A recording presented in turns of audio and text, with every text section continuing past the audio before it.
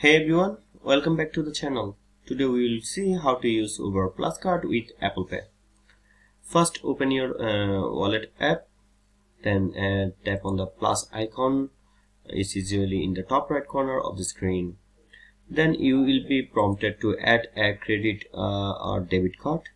Um, Tap on it and you can either enter the card details manually or use the camera to capture the card information.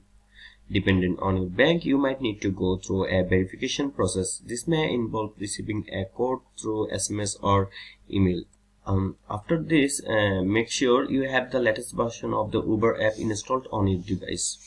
Then open the app and after confirming your pickup location and destination, proceed to the payment method. You should see an option to select your payment method. Choose Apple Pay.